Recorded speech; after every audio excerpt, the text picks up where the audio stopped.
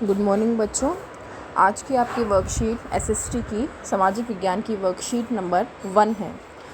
बेटा ये वर्कशीट आपकी कक्षा 7वीं की वर्कशीट है। ठीक है, यहाँ पे 8th लिखा है, लेकिन यहाँ पे इसको आप करेक्ट कर लेना, 8th की जगह 7th कर लीजिएगा, क्योंकि ये जो टॉपिक है आपका आपकी 7th क्लास के लेसन 1 में से लिया गया है, भूगोल का। इस टॉपिक का नाम है बेटा पर्यावरण। ऊपर अपना नाम, class, roll number, class teacher का नाम लिखेंगे, उसके बाद वर्कशीट को करना स्टार्ट करेंगे। इस वर्कशीट में हम पर्यावरण के घटक के बारे में पढ़ेंगे। ठीक है, पर्यावरण के जैसे कि ये पिक्चर बनी हुई है बेटा, इसमें बताया गया है पर्यावरण के कितने घटक हैं। 3 घटक हैं, 3 पार्ट्स हैं पर्यावरण के। एक है प्राकृतिक पर्यावरण, दूसरा है मानव निर्मित और तीसरा है मानव पर्यावरण। ठीक है, प्राकृतिक पर्यावरण जैसे कि हमें नाम से ही पता चल रहा है कि वो नेचर से रिलेटेड है, प्रकृति से रिलेटेड है, जिसमें कि जल मंडल आता है, स्थल आता है, ठीक है, वायु और सजीव जैव मंडल आता है, स्थल मंडल। ठीक है, जो भी प्रकृति से संबंधित है वो प्राकृतिक पर्यावरण में आता है। दूसरा हम देखेंगे मानव निर्मित। मानव निर्मित मतलब कि जो मानव द्वारा, इंसान द्वारा बनाया गया है, जैसे कि आपका स्कूल हो गया, बिल्डिंग हो गया, ठीक है, पुल, सड़क, ये सब मानव बनाता है ना, स्मारक, ठीक है, मंदिर, मस्जिद जो भी है। उसके अलावा ये सब जो है हमारा मानव निर्मित पर्यावरण में आता है। तीसरा देखेंगे स्वयं मानव पर्यावरण। ठीक है, मानव यानी इंसान भी एक बहुत महत्वपूर्ण पार्ट है पर्यावरण का। क्यों? क्योंकि हमारे बिना तो सब कुछ अधूरा है ना। अगर इंसान ही नहीं होगा तो पर्यावरण का नामो निशान ही नहीं होगा। देखो, जैसे कि एक व्यक्ति, परिवार, समुदाय, ठीक है, धर्म, आर्थिक, सामाजिक, ये सब जो है हमारा मानव पर्यावरण का हिस्सा है। तो सब एक दूसरे पे डिपेंडेंट है, सब एक दूसरे पे निर्भर होते हैं। इसके आगे हम देखेंगे, प्रश्न पूछा गया है, अपने घर तथा आसपास के प्राकृतिक पर्यावरण, मानव और मानव निर्मित पर्यावरण के आपको 3-3 उदाहरण देने हैं। ठीक है, अपने आसपास देख के आप एग्जाम्पल लिखेंगे। प्राकृतिक में कोई भी आप 3 एग्जाम्पल दीजिए, फिर मानव के दीजिए कोई भी 3, और मानव निर्मित की, जैसे सड़क, पुल हो गया, स्कूल की बिल्डिंग, ये सब।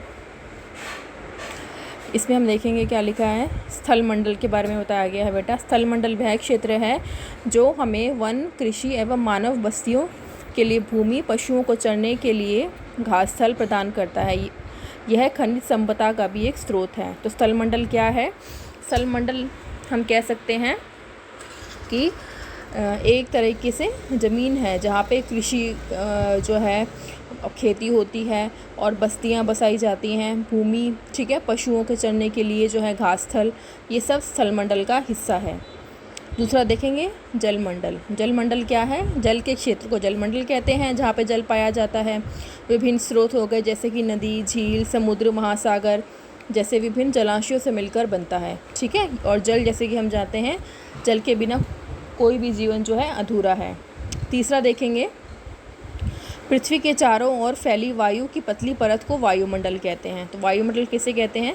हमारी जो पृथ्वी, हमारा प्लेनेट है, इसके चारों तरफ ना एक पतली परत है वायु की, जिसको वायुमंडल कहते हैं, एटमॉस्फेयर।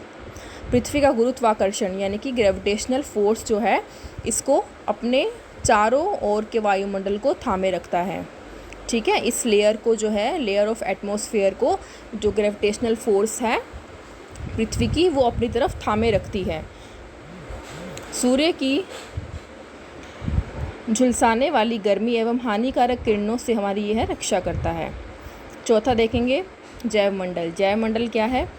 पादप एवं जीव जंतु यानी कि पेड़ पौधे और जीव जंतु जो भी हैं, या सजीव संसार का निर्माण करते हैं। जैव मंडल या सजीव संसार का निर्माण करते हैं। तो जैव मंडल क्या है?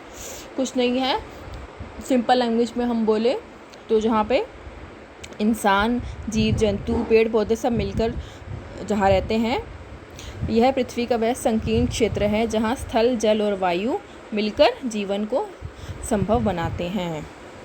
तो इन चारों के बारे में हमने पढ़ा। अब नीचे देखेंगे बेटा, ये मिलान दिया गया है, इसको आपको करेक्ट जो है आंसर उसके साथ जोड़ना है। जैसे कि जैव मंडल क्या है, ये अभी हमने पढ़ा। वह है संकीर्ण क्षेत्र जहाँ पे स्थल, जल, वायु मिलकर रहते हैं। और वायुमंडल क्या है? पृथ्वी को घेरने वाली वायु की चादर। जलमंडल जलीय क्षेत्र, पर्यावरण हमारे आसपास का क्षेत्र। बहुत ही आसान वर्कशीट है और सभी बच्चे जो